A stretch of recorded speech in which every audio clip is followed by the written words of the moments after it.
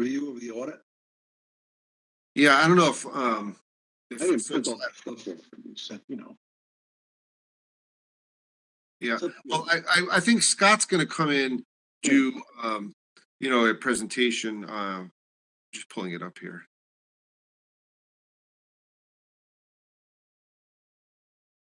So he's going to do a full presentation. I think the interesting thing was that our usually every year our net it's called the and does people have the audits with them or no? Mm-hmm. No. I mean, the one you sent us, the print? I didn't print it. Yeah, I wanted to put it on the screen. I can have Scott talk about it, but we have our net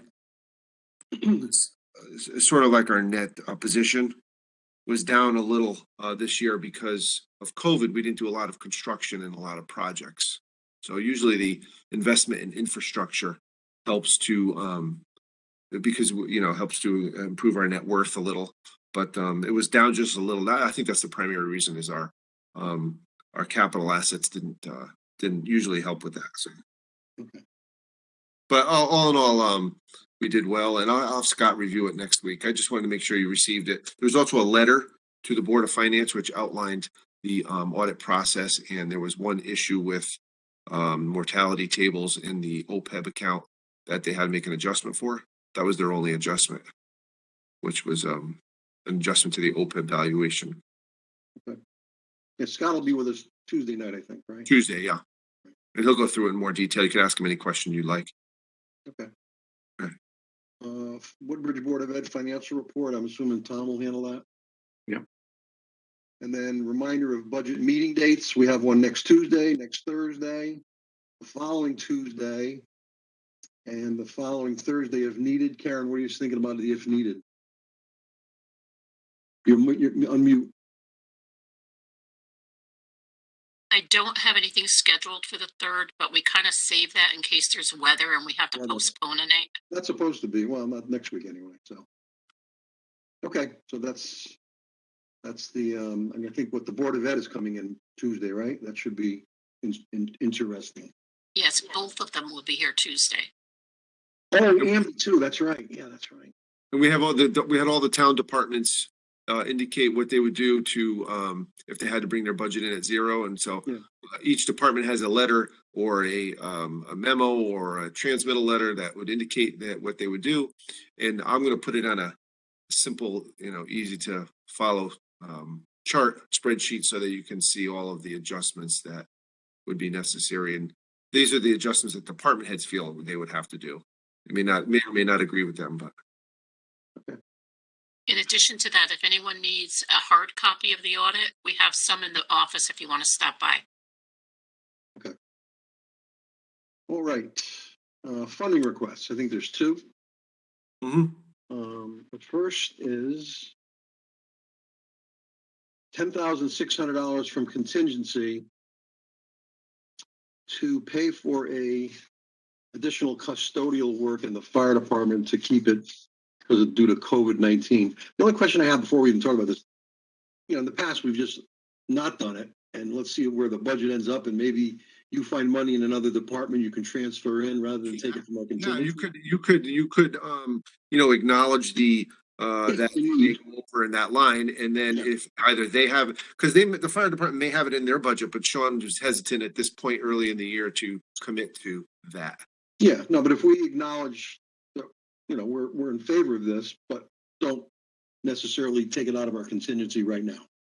We can do that, sure. We can do that. So in any event, so the request is for $10,600 to pay additional custodial fees to keep the firehouse clean. There's a memo in here from Sean. So I'll move acceptance. Well, wait. Do we want to do? Well, let me get it on the table and we'll discuss it. I'm going to move acceptance of request for funding 212205 in the amount of $10,600. Second. Okay, Dwight seconds. Okay. Any discussion? Well, I have a question based on what you said, Matt. Are we indicating now where it's coming from, or are we suggesting that it come from the fire department budget Well, until? if we approve this motion, it's coming from contingency. If we decide to table it or whatever, we'll see, you know, like I said, as we get closer to year end, in other words, we're acknowledging that they need this custodial help. As we get closer to year end, as other accounts have surpluses, Tony can move money around, so that's So the decision. Okay, so we want to keep it coming out of contingency for now. Well, if we prove that, if we want Yeah. to just, if we want to just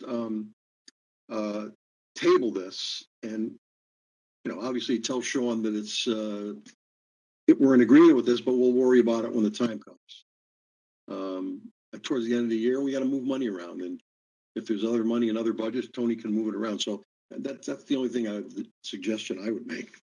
We've done this before. That seems to make sense to me. I don't know whether we change the motion or do we just table the motion? Or... Just don't do anything about it. Yeah. Right, Karen? We just take no action? Take no action, table it for now. I would Right. say table it. We have on the record. We don't need a motion or anything like that. Do we just won't act on it? I think you have to withdraw the motion and the second. Okay. All right, then, yeah, we're gonna do this. I'm gonna withdraw my motion on 21-22-05 in the amount of 10,600. Dwight, will you agree to that? I'll withdraw my motion. I second. Okay. So Tony, you'll get the message across that we're good with it, but let's see where the budget goes. In the past, you've done this and you've just kept it, it's just been sort of on the record that, you know. Right. You're aware of it, and you'll if you see money available, we can move it in. I just, Okay. We've done this before. I just want to say one thing real quick, Matt, that in fairness, Sean previewed this in last year's budget cycle, that this was likely to happen. So Oh, You did. Okay. I just put that out there. We're gonna Susan, cover it. we were overly optimistic that we wouldn't be still dealing with the, current COVID environment. The next item is it's a transfer of money that Stratford owed to Beecher, but I guess Beecher never billed them for it, so they billed them for it and they paid it. And now the money is sitting in our general fund. So the question is, do we want to move it to the Board of Ed or not? So let me make a motion so we can get on the table for discussion. We make a motion that we approve line item transfer 2122-06 in the amount of $75,664. A second. Okay. Discussion. I don't know. Do you want to say anything about this, Tom? I think I covered it. You pretty much covered it, yeah. Yeah. Can I just ask a couple questions on that one? Yeah. So this was money that was supposed to be paid in 2020 and it wasn't collected. How did I just, shame on me. I'm just not sure how Beecher dealt with the fact that they were owed this money in 2020 and didn't collect it. I'm not sure. Yeah, well, okay, go ahead. I'll tell you what I know.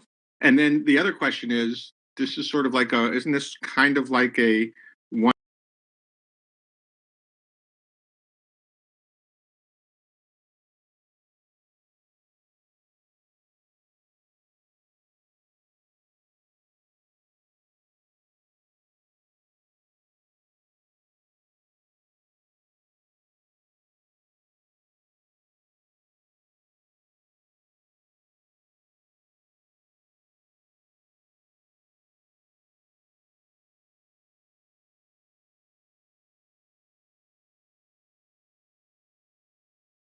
And again, I mean, you know what they're going to use it for. They're It says one-to-one teachers assistants that they had to hire.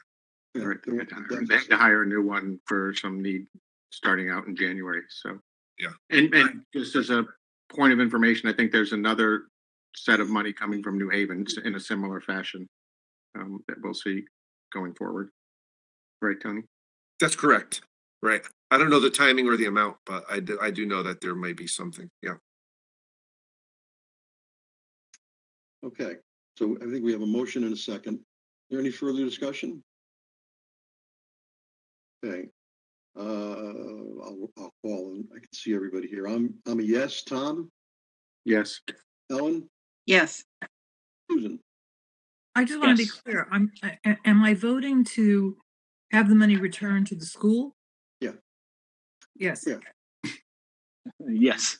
Oh, I got you, Dwight, right? No, Dwight. No, yes. Yes, Donovan. Yes. Okay. It's unanimous. Okay, next is the minutes of our December 16th meeting. I'll move acceptance of the minutes of the Board of Finance meeting held on December 16th, 2021 as presented. Second, Any discussion, corrections, anything on this? Okay, hearing none. I'm a yes. Susan, Yes. Helen, yes. Tom, Yes. Dwight, Yes. Donovan. Yes. Okay. Moving right along, first selectmen's report. I had to unmute myself there, sorry. Good evening, everyone. Let's see, I just want to give you a couple updates that have been happening in the Office of the First Selectman. I signed an emergency order it was actually 2 weeks ago now, requiring everyone wear a mask at all indoor establishment, workplaces, and public meeting spaces. And this was effective Monday, January 10th. And for the most part, we've had very good cooperation, and I've gotten a lot of thank yous from businesses. I also just want to shout out again to our Human Services Department staff, the police department, and all volunteer members of our fire department for organizing and staffing the 2 COVID test kits and N95 mask distribution. It was extremely well organized. I was able to pitch in on Saturday, and it went so smoothly and so organized, checked with no issues at all. And other than that, we ran out of the test kits before we wanted to. We gave out everything we had. And we also shared, because we had extra N95s with staff at Amity and at Beecher and also Ezra Academy, our local daycare centers, as well as our town staff. So that's good news. And I just want to remind, as a PSA to those that are tuned in TV land, I would like to urge everyone to please take advantage of the widespread availability of free vaccines and boosters, especially given the quick spread of the COVID-19 Omicron variant. This week, the Board of Selectmen that was actually last week, voted to retain outside counsel to take appeal of the Connecticut Siting Council's decision to locate the cell tower at 118 Newton Road. As I've said in the past and continue to believe, we recognize the need for adequate cell service in town, but this structure does not belong in a residential neighborhood, and we urge Verizon and Selco to find a suitable alternate site. It is an appeal. It will probably not cost us much, we hope, but we think it's the right thing to do to support our neighborhoods. Beth, has there been any indication if these are ever successful? What I'm hearing, I'm not an attorney, but what I hear, they are very rarely successful. So I'm afraid of. It's terrible. I gotta be honest. Not that it affects the Board of Finance, but that's terrible. I know. How do they make that decision with the people who spoke? I mean, it was passionate. I was blown away when I heard they approved it. I find it terribly sad that we have no local input. Our plan and zoning, none. It's all done at the state level. It's a statute and decided by the Siting Council, and that's truly awful. It is. So, lastly, I'll just read what I sent out to residents last week. Also, at the Woodbridge Board of Selectmen meeting, the board had an executive session where we discussed the 2 proposals for the former Country Club of Woodbridge.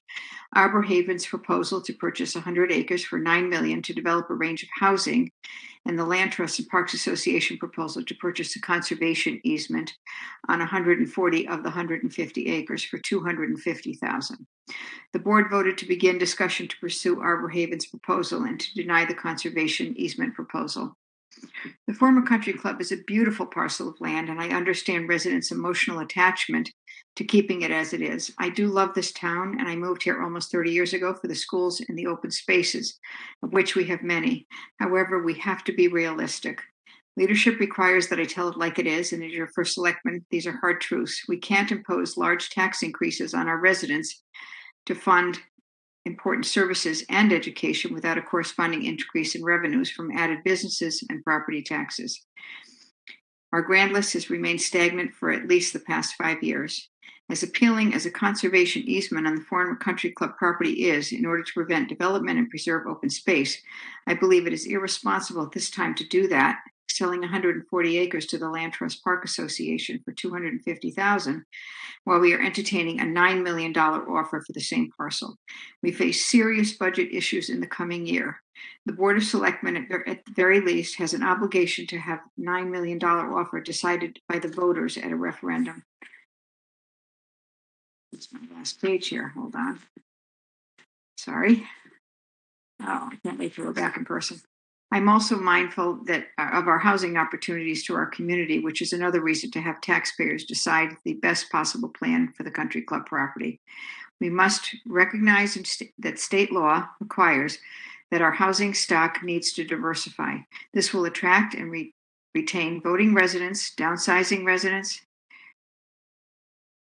who want to remain in town, but in smaller, less expensive homes, as well as encouraging lower income residents. The Harbor Haven proposal addresses all of these issues and still sets aside 50 acres for town ownership and either recreational or passive use on 1/3 of the property. That part was an opinion. Okay. And with that, Happy New Year, and I'm done. Thank you. We'll keep you informed. Okay. Any questions for Beth? Okay, moving on to liaison reports. I was not able to make the last Amity meeting. I had a couple of issues with a tooth extraction and just a bad cold. So, but the only thing I could tell you that did come out of the meeting is that they lowered their budget request. They were at 5.2 something, and I think they're down now to 4.9%. And I'm willing to go out on a limb and say that will come down, because I know Jim Leahy is all over this, and so we'll see. But it appears to me is that if I'm right, that Amity will be down below that. So we'll see. We'll see what happens. I'm going to go in the order I see you up on the screen, Donovan.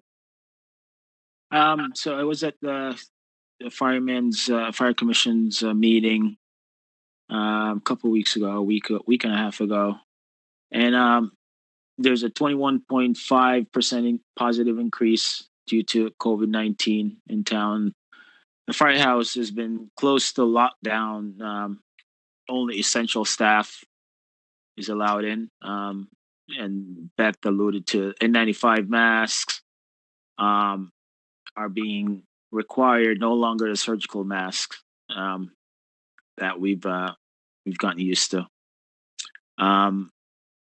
The town received over 600 COVID tests, of which around 300 went to the firehouse.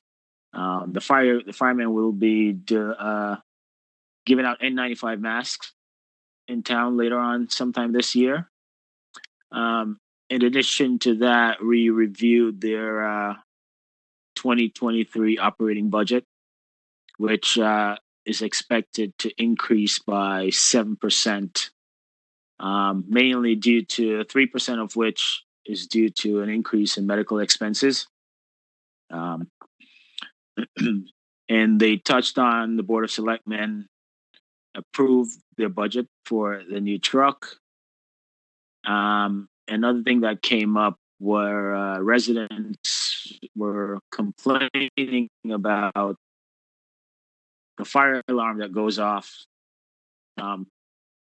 It's some residents have been complaining that the alarm is, if they could turn it off or, do something. I'm not that close, so I don't hear it, but I can only imagine. But according to the guys, the alarm is needed because it kind of alerts. It's a volunteer fire department, and it alerts firemen when to get to the firehouse. So that's kind of an open issue. And that's it, actually. Okay. Thank you. Dwight. I was at the Human Services meeting. They had one on December 20th, which they talked about the operating budget. And they had one on January 4th, which they actually went through it. Well, they approved it for 22-23. And it looks like overall there's going to be a savings of about $11,400 from last year's budget, which they submitted. So that was good news, and they're very happy about that. So the holiday lunch was done on December 16th, and they gave out about 115 meals, so that was well received. They're having issues with the Crown Vic C vehicle, which the PD gave them.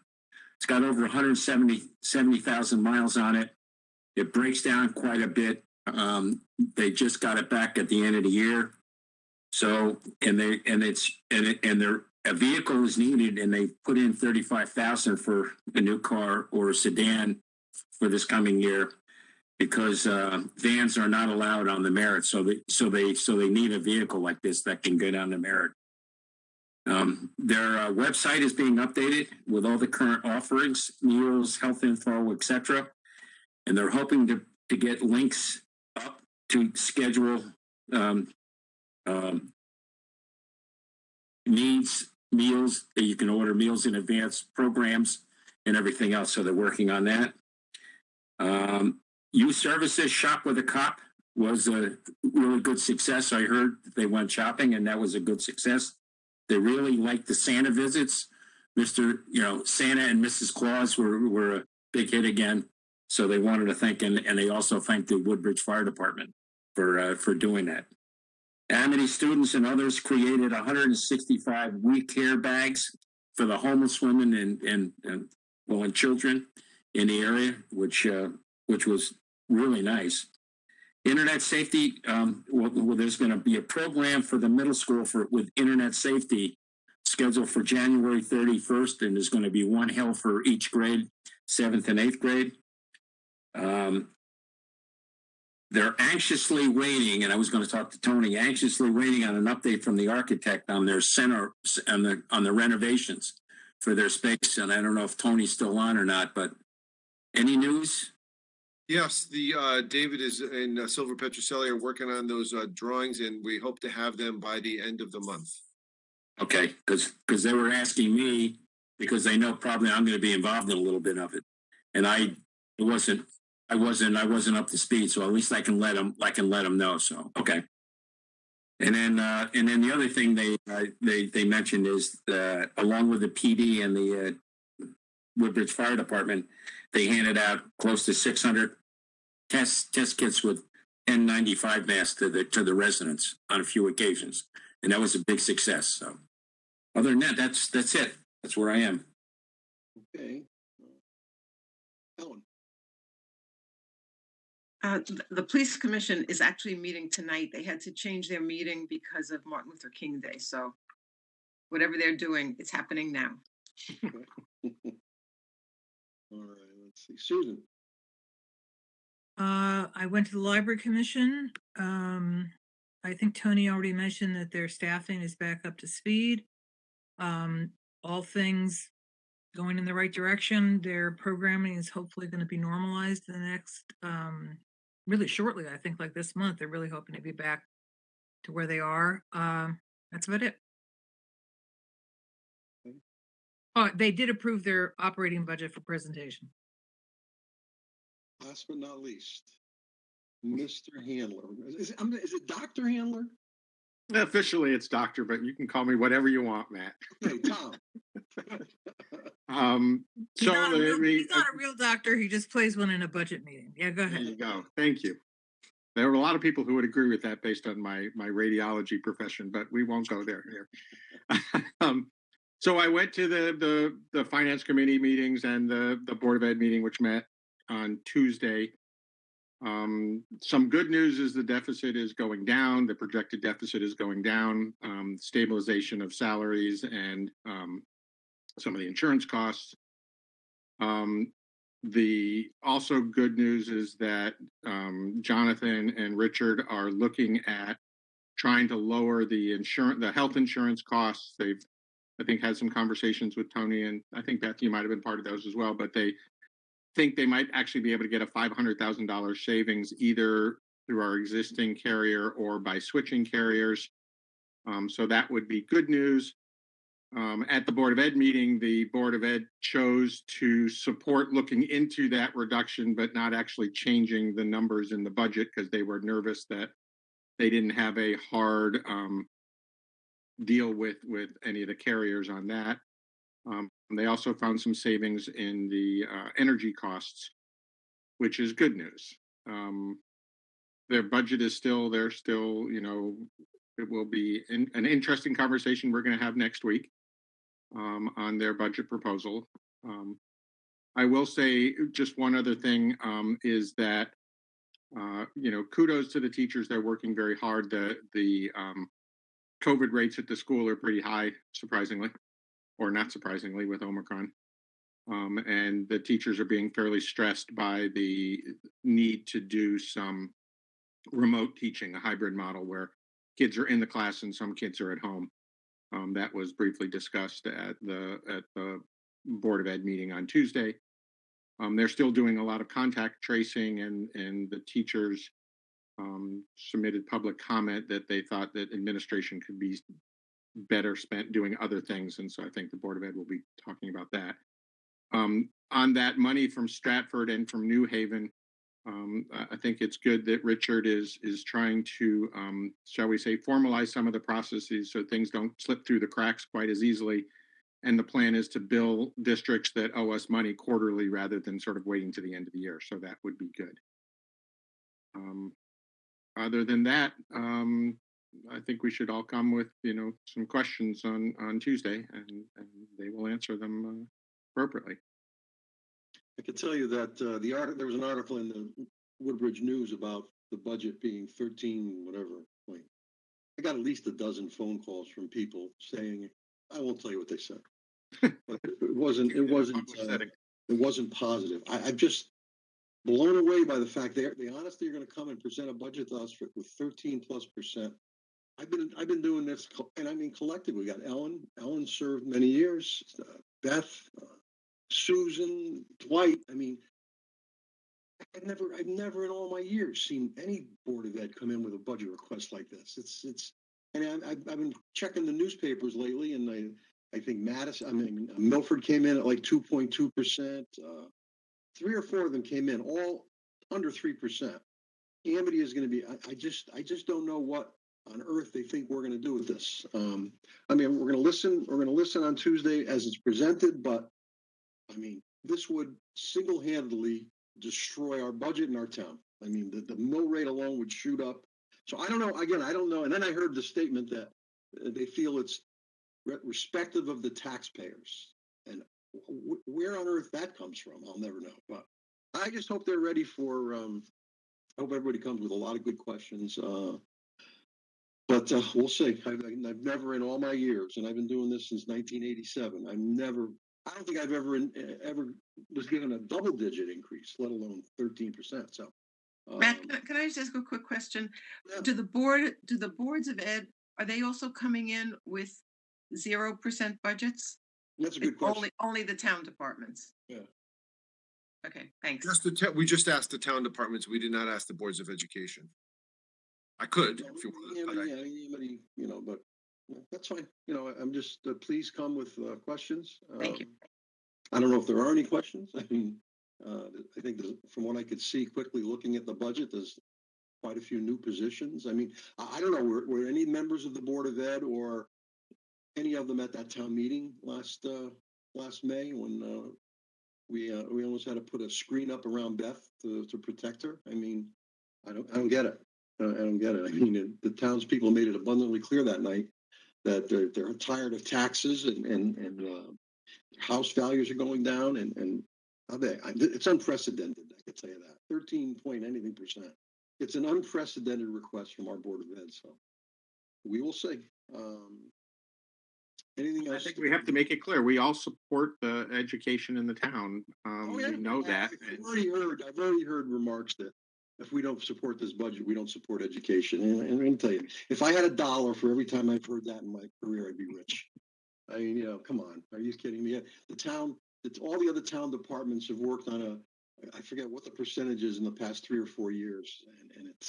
And staffing is down. And we've done everything we can to all the other departments to keep the budget reasonable while the education gets pretty much whatever they want. So I think they're making a huge miscalculation in bringing this budget to us, but we'll talk about it next Tuesday.